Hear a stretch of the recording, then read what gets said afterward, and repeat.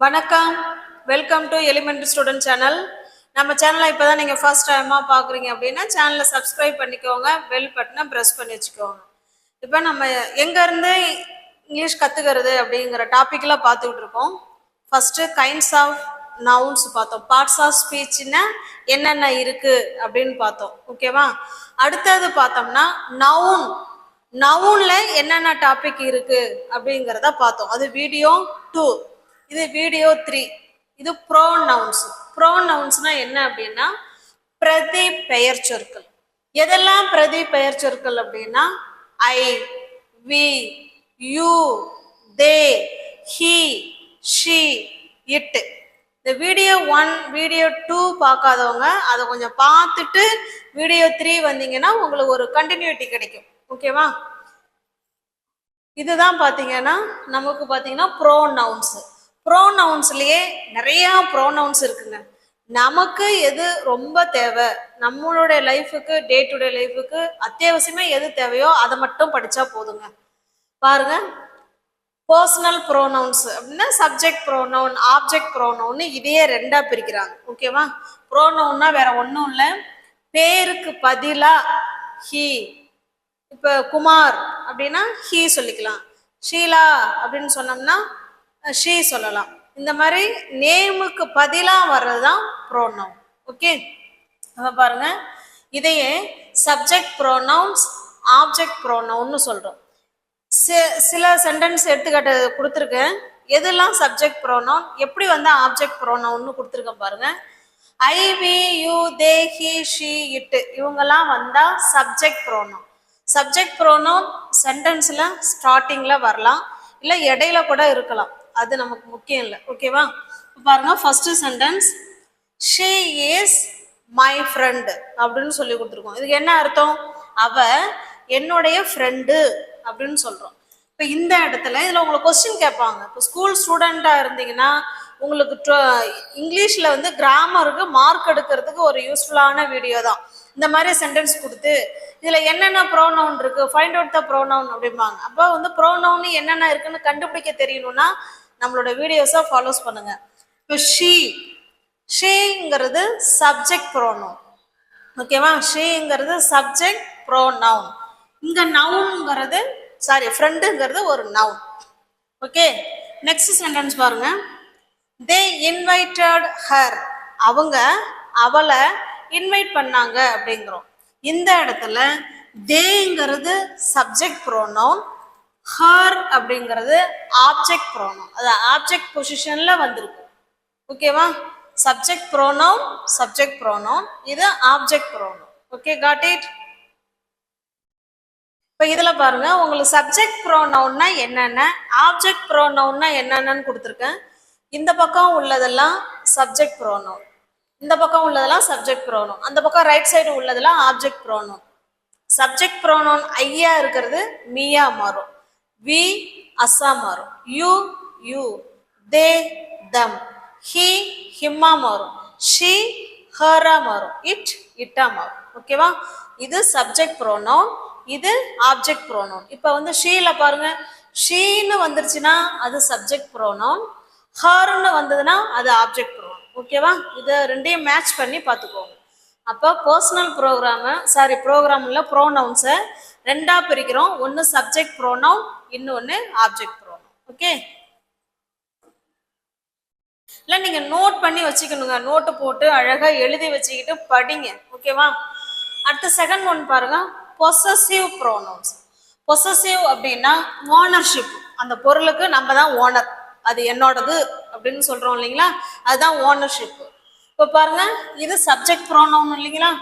ஐக்கு possessive pronoun என்னன்னா mine, we, ours, you, yours, they, theirs, he, she, hers, its. இப்படின்னா என்ன அர்த்தம் அப்படின்னா என்னுடையது, எங்களுடையது, உங்களுடையது, இல்ல உன்னுடையது அப்படின்னு முடிச்சிடுறோம் சென்டென்ஸ். தேர்ஸ் அவர்களுடையது, ஹிஸ் அவனுடையது, ஹர்ஸ் அவளுடையது, இட்ஸ் அதனுடையது. இப்போ எக்ஸாம்பிள் கொடுத்துருக்கோம் பாருங்க. This book is mine. இப்போ ஒரு புக்கை காமிச்சு திஸ் புக் இஸ் மைன்னா என்ன அர்த்தம், இந்த புக்கு என்னுடையது அப்படின்னு முடிச்சிடும். திஸ் புக் இஸ் மைன், என்னுடையது. திஸ் பென் இஸ் மைன், இது என் பேனா அப்படின்னு சொல்றோம் இல்லைங்களா, அதுதான். இஸ் திஸ் பேக் யுவர்ஸ், இந்த பேக் உங்களுடையதா அப்படின்னு கேட்குறோம். தீஸ் ஆர் தேர்ஸ், இதெல்லாம் அவர்களுடையது, இதெல்லாம் அவர்களுடையது அப்படின்னு சொல்றோம். திஸ் ட்ரெஸ் இஸ் ஹர்ஸ், அவளுடையது. இப்போ இந்த இடத்துல பார்த்தீங்கன்னா மைன், யுவர்ஸ், தேர்ஸ், ஹர்ஸ், இது எல்லாமே பொசசிவ் ப்ரோனவுன். ஒரு சென்டென்ஸ் கொடுத்து இதுல என்னென்ன ப்ரோனவுன் இருக்கு கண்டுபிடிங்க அப்படின்னு சொன்னாங்கன்னா உங்களுக்கு இதெல்லாம் கண்டுபிடிக்க தெரியும். ஓகே, இது பொசசிவ் ப்ரோனவுன். நெக்ஸ்ட் பாருங்க, தேர்ட் ஒன் ரெஃப்ளெக்சிவ் ப்ரோனவுன்ஸ். அப்படின்னா refer back to the subject of the sentence. அதாவது சப்ஜெக்டையே திரும்ப அது வந்து எம்பசைஸ் பண்ணி சொல்லும். இப்போ பாருங்க, ஐ வந்தா மை செல்ஃப், அப்படி இப்படின்னா என்னன்னு பாருங்களேன். இதெல்லாம் நீங்க நோட் பண்ணி வச்சுக்கோங்க. நானே இதை செஞ்சேன், நானே இதை சமைச்சேன் அப்படின்னு ஒரு எம்பசைஸ் பண்ணி சொல்லுவோம் இல்லைங்களா. அவனே இதை எழுதினான், இல்லை அவனே இதை வரைஞ்சான் அப்படின்னு சொல்லுவோம் இல்லைங்களா, அதுதான். நானே, நாங்களே, நீயே இல்லை நீங்களே, அவர்களே, அவனே, அவளே, அது. ஓகேவா, இந்த மாதிரி எம்பசைஸ் பண்ணி சொல்றது தான் ரெஃப்ளெக்சிவ் ப்ரோனவுன்ஸ். இதுக்கு எக்ஸாம்பிள் பார்க்கலாம். இப்போ பாருங்க, அந்த ரெஃப்ளெக்சிவ் ப்ரோனவுன்ஸுக்கு உங்களுக்கு சில எக்ஸாம்பிள் கொடுத்துருக்கேன். we enjoyed ourselves at the party. ஓகேவா, இதுல ourselves அப்படிங்கிறதா ரெஃப்ளெக்சிவ் ப்ரோனவுன்ஸ். இது என்ன அர்த்தம்னா, நாங்க எங்களுடைய பார்ட்டியை நாங்களாவே என்ஜாய் பண்ணிக்கிட்டோம், வேற யாரையும் பார்ட்டிக்கெல்லாம் கூப்பிடல. நாங்க எங்களுக்குள்ளேயே நாங்க என்ன பண்ணிக்கிட்டோம், அந்த பார்ட்டியை என்ஜாய் பண்ணிக்கிட்டோம்னு சொல்றோம். நாங்களாவே பார்ட்டியை என்ஜாய் பண்ணிக்கிட்டோம் அப்படின்னு சொல்றோம். அப்போ இந்த இடத்துல அவர் செல்ஸ் அப்படிங்கிறது ரெஃப்ளெக்சிவ் ப்ரோனவுன்ஸ், விங்கிறது சப்ஜெக்ட் ப்ரோனவுன். ஓகே, இந்த வேர்டில் இருக்கிற ஒன்றும் ஒரு பார்ட்ஸை குறிக்குதுங்க. இது வேர்ப். ஓகேவா, இது வேர்ப். நெக்ஸ்ட் பாருங்க, she did it herself அப்படின்னா என்ன அர்த்தம், அவளே செஞ்சா,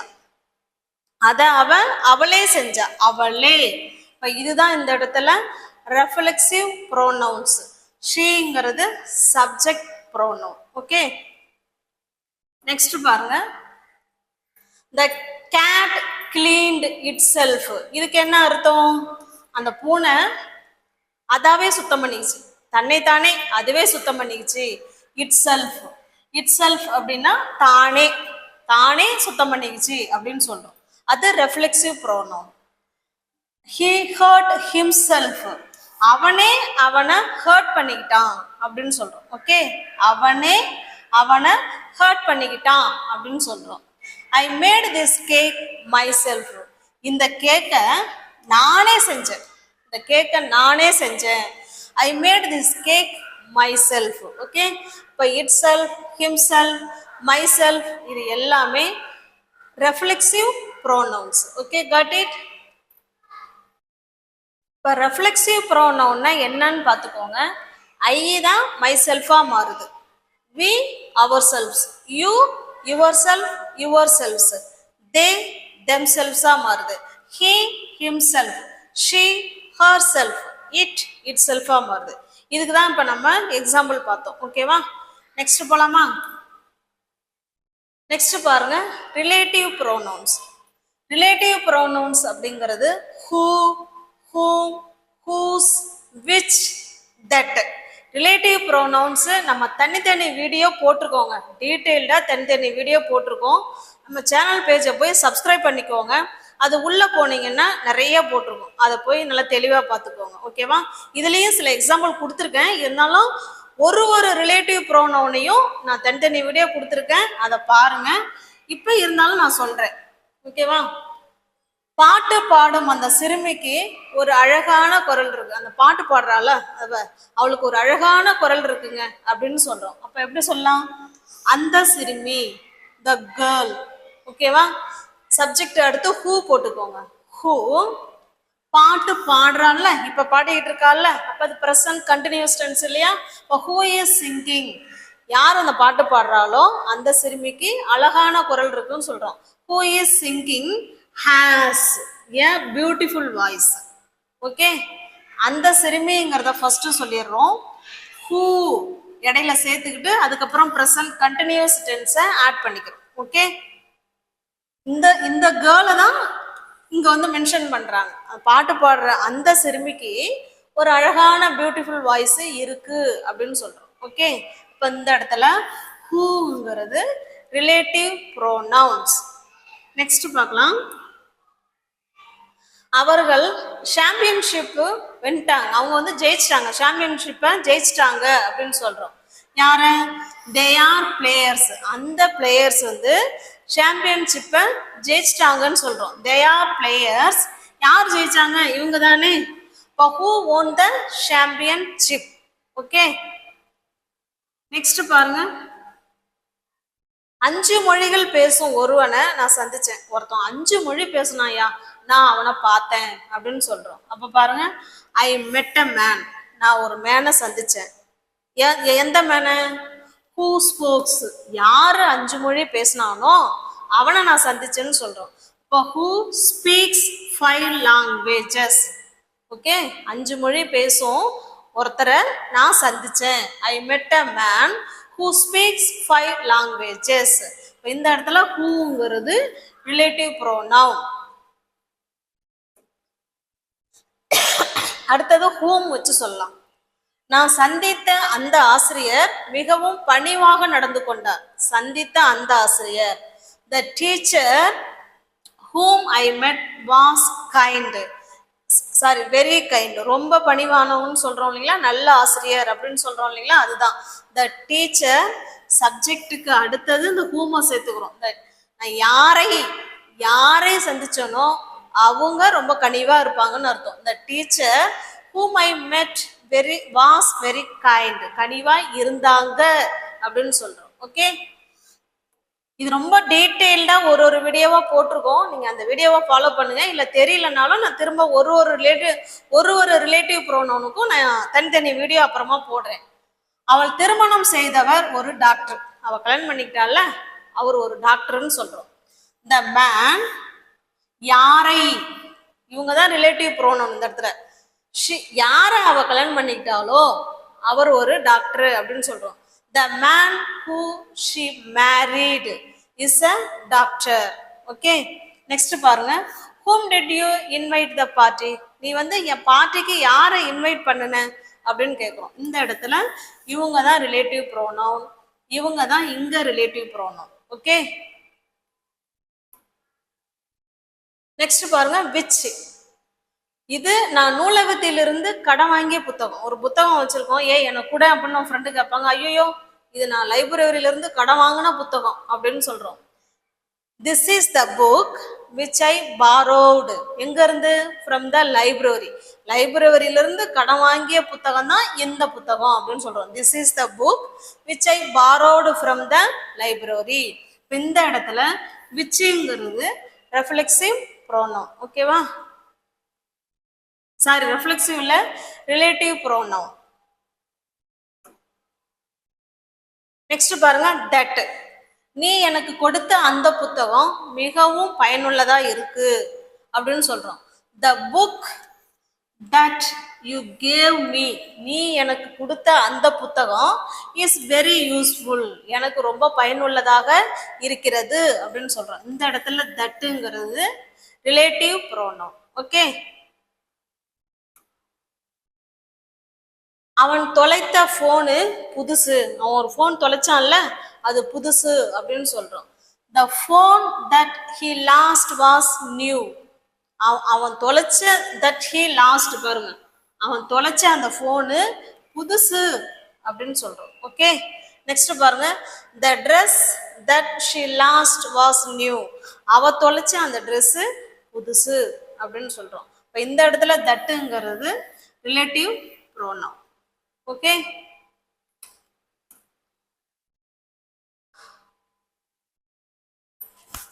நெக்ஸ்ட் பாருங்க. இன்டெஃபினிட்டிவ் ப்ரோனவுன்ஸ். இன்டெஃபினிட்டிவ் ப்ரோனவுன்ஸ்ங்கிறது நான் ஸ்பெசிஃபிக், குறிப்பிட்டு இவங்க தான் அப்படின்னு சொல்ல முடியாது. இப்போ யார் யாரு someone someoneக்கு சேம் இது somebody someone somebody ரெண்டுமே ஒன்று தான். somebody வேணாலும் யூஸ் பண்ணிக்கலாம், someone வேணாலும் யூஸ் பண்ணிக்கலாம். anyone anybody everyone everybody no one nobody இந்த ரெண்டுல எதை வேணாலும் நம்ம சூஸ் பண்ணிக்கலாம். ஓகேவா? somebody அப்படின்னா யாரோ அப்படின்னு அர்த்தம். anyone அப்படின்னா எவரேனும் ஒருத்தர். everyone அப்படின்னா எல்லாரும். nobody no one அப்படின்னா யாருமே இல்லை அப்படின்னு அர்த்தம். ஓகே, இப்போ இதை வச்சு நம்ம எக்ஸாம்பிள் பார்க்கலாம். இதுக்கு பேர் தான் இன்டெஃபினிட்டிவ் ப்ரோனவுன்ஸ். இது யாருமே பர்டிகுலராக நம்ம சொல்லலை. ஓகேவா? இவங்க தான் இன்டெஃபினிட்டிவ் ப்ரோனவுன்ஸ். இதுக்கு சில சென்டென்ஸ் பார்க்கலாம். பாருங்க, someone is knocking at the door. இப்போ வந்து யாரோ, இப்போ நம்ம உள்ள வீட்டில் இருப்போம், கதவு தட்டுற சத்தம் கேட்கும். அப்போ நம்ம என்ன சொல்லலாம்? யாரோ கதவு தட்டுறாங்க அப்படித்தானே சொல்லுவோம். அப்போ யாரோ யாருன்னே நமக்கு தெரியாது இல்லைங்களா?